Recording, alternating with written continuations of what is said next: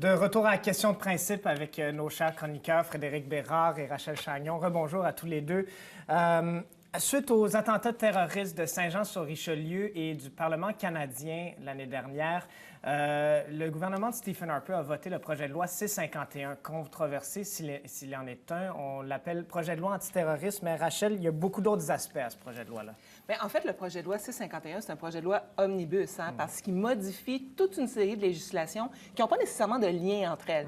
Par exemple, il apporte des nouveaux articles dans la loi sur l'immigration, dans le code criminel, dans la loi sur l'aéronautique, dans la loi sur les douanes et assises et une ou deux lois dont je ne me souviens plus. Mais en fait, il y en a vraiment plusieurs. Et ça le rend plutôt compliqué à étudier en commission parlementaire, j'imagine. Bien, ça les rend très compliqués. D'ailleurs, c'est un des éléments les plus discutables des projets de loi omnibus dans leur ensemble, c'est que ça devient pratiquement impossible pour l'opposition de faire efficacement son travail, parce que là, il faut développer des champs de compétences dans toutes les lois qui sont modifiées. Puis on comprend qu'une modification au code criminel, c'est pas de la même nature, puis ça provoque pas les mêmes choses qu'une modification à la loi sur l'immigration.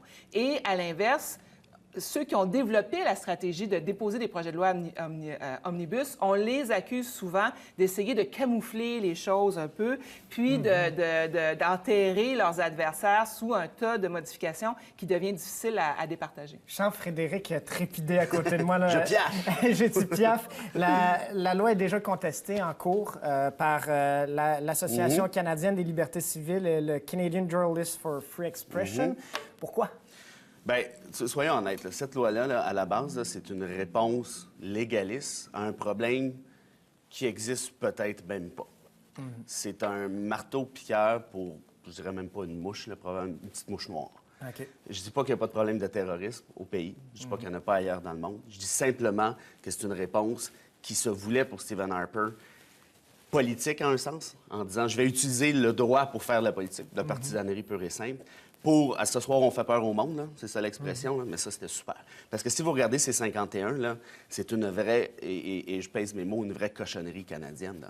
Vous êtes en train de me dire que le SCRS, donc qui est l'agence en question, a le droit de renseignement secret canadien, de la CIA canadienne, si on veut, avec quand même moins de moyens, a le droit, pensez-y, là, c'est quand même quelque chose, là, a le droit de détenir quelqu'un, a le droit d'obtenir des preuves, sans même demander à un juge de.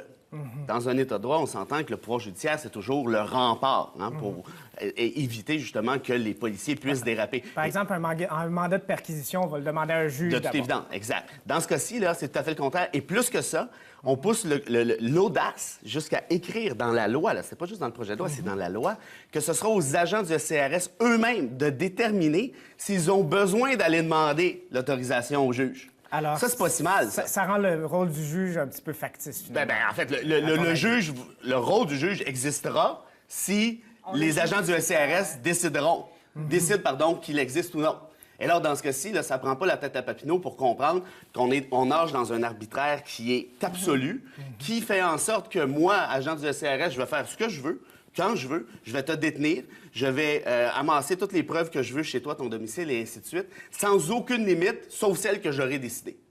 Ce qui est, franchement, disons-le, là, l'antithèse d'un État de droit. Puis en plus, ce qu'il faut rajouter aussi, c'est que ce sont des gens, qu'on parle des agents du SCRS ou qu'on parle des agents des douanes qui se voient octroyer aussi de grands pouvoirs arbitraires, ce sont des gens qui n'ont pas de formation juridique particulière. Là. Donc, eux, là, les droits et libertés et tout ça, là, ils en connaissent autant que n'importe qui connaît rien là-dessus. Donc, c'est un peu bête à dire, mais moi, je pense aux agents des douanes particulièrement, qui ont le droit de pénétrer avec la loi, qui ont le droit de pénétrer dans un avion, de pointer un kidam puis de dire « Ah, tiens, ça, ces documents-là, là, ça a l'air intéressant, je vais les prendre. » Puis je vais partir avec. Puis tu peux rien dire. Puis c'est une moi, je peux dire quelque chose. J'ai quand même besoin de les casser. mais on s'entend que c'est dangereux, tout ça. Et ce qui est encore plus... En fait, peut-être pas plus grave, mais ce qui n'aide pas au cas, c'est que dans ce cas-ci, précisément, tout ce qu'on a essayé d'ajouter dans le projet de loi, ou dans la loi, en fait, ne sert absolument à rien, sinon qu'augmenter l'arbitraire, parce qu'il y a déjà des infractions pour lutter contre la menace terroriste qui sont prévues dans le code criminel, et sauf erreur, qui fonctionnent assez bien. Et il y a une autre affaire pour répondre à ta question, plus j'y pense, c'est qu'on peut aussi agir de manière ex parte. Si jamais on décide d'aller devant un juge, là, on peut agir ex parte, c'est-à-dire sans l'autre partie. C'est-à-dire, si toi, tu es considéré comme étant un prévenu par le SCRS, tu ne pourras même pas présenter ta défense devant le juge. C'est le SCRS qui va déposer déposer les preuves. Le juge prendra la décision qu'il voudra, basée uniquement sur la version du ECRS et non pas sur la tienne. Donc, si le projet de loi est contesté en cours, c'est un peu sur le droit d'être entendu, j'imagine, sur... Ça touche à toute une série d'articles. Oui. Ça touche au droit à un procès juste et équitable. Là, on est tous dans la série, les articles 11 et 12, entre autres, de la Charte canadienne des droits et libertés. Les principes de justice Principe naturelle. de justice naturelle, le droit d'être entendu, le droit de ne pas être confronté à quelqu'un qui est à la fois juge et partie, mais ça touche aussi au droit à la liberté, au droit à la sécurité, parce que le droit à la sécurité, c'est le droit de ne pas faire l'objet de mesures arbitraires. Puis avec ça, c'est parce que c'est tout le monde qui est visé par ça. Et c'est ça que les gens prennent. Parce qu'on a souvent, on va dire, oui, mais si t'es pas un terroriste, t'as rien à craindre. Oui, si t'as rien à te reprocher. C'est ça, mais D'ailleurs, la bonne réponse à ça, c'est quoi? Si t'as rien à te... Parce qu'on entend souvent, quand t'as rien à te reprocher, comme moi, bon, parfait, donne-moi tes mots de passe. Ben c'est ça. Donne-moi ton T'as rien téléphone à te cellulaire. reprocher. T'as rien à te reprocher. Certains disent aussi, ce serait comme dire pour la liberté d'expression, c'est pas besoin de liberté d'expression. J'ai rien à dire. Oui. C'est un peu le même concept. Donc, atteinte à la vie privée, si on veut. Clairement. Puis, en fait, toutes les garanties, disons-le franchement, de la Charte canadienne, que ce soit en matière pénale, comme tu disais, que ce soit en matière de justice naturelle, le droit d'être entendu. On est en 2015, là, il me semble que c'est un minimum. Le droit à la liberté, à la sécurité, peut-être même ultimement le droit à la vie. C'est écrit dans la loi, par contre, que les agents du CRS n'ont pas le droit de tuer. Bon, c'est quand même rassurant, là. Mais le simple fait qu'on ait pensé l'écrire, c'est pas si laisse rassurant que ça, sous-entendre qu'il y a finalement. quelqu'un qui a pensé que ça pourrait déraper. Bon, déjà là.